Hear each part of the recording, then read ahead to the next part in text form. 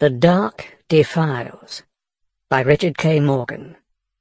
Narrated by Simon Vance.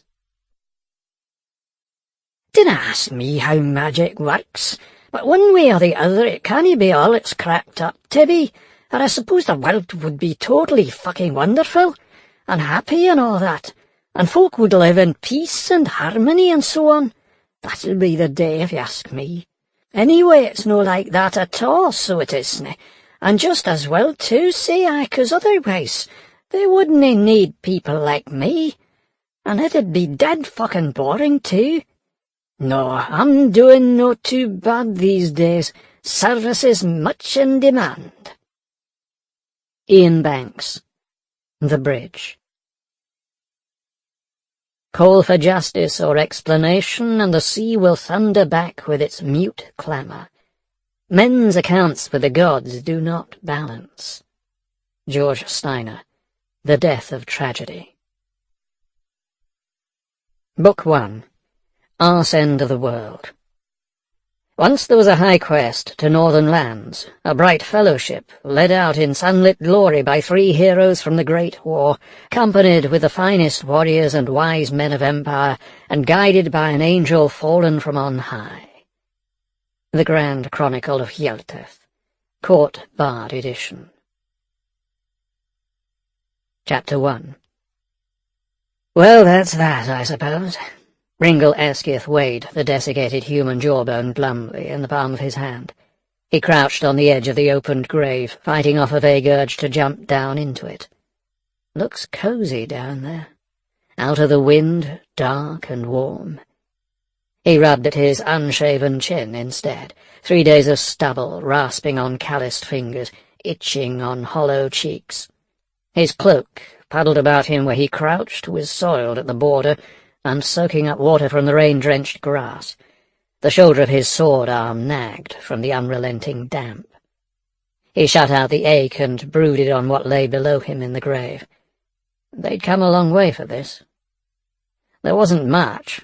Shards of wood that might once have formed a casket, a few long strips of leather, cured, stiff and crumbling, a mess of small bone fragments, like the leavings of some over-enthusiastic soothsayer on the scry.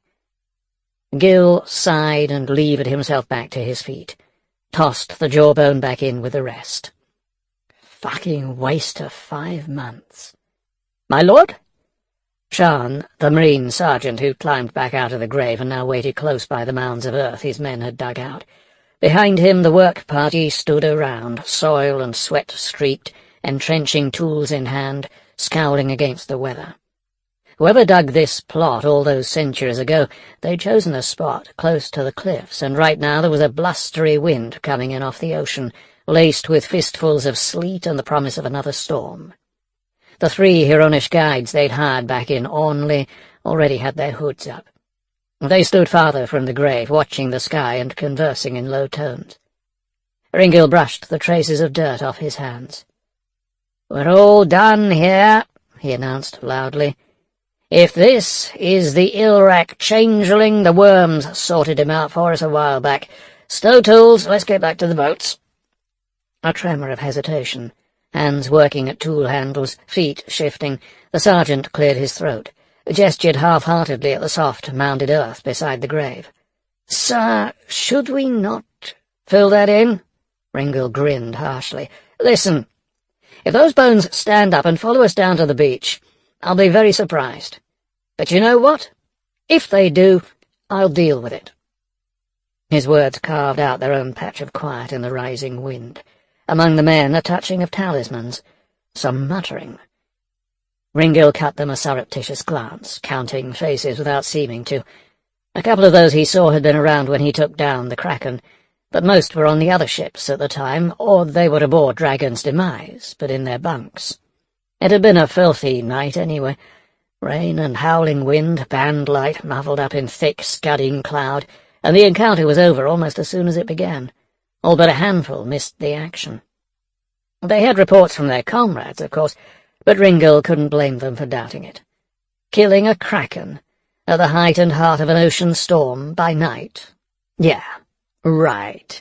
It was a stock scene out of myth. A lantern-light story to frighten the cabin boy with. It was a fucking tale.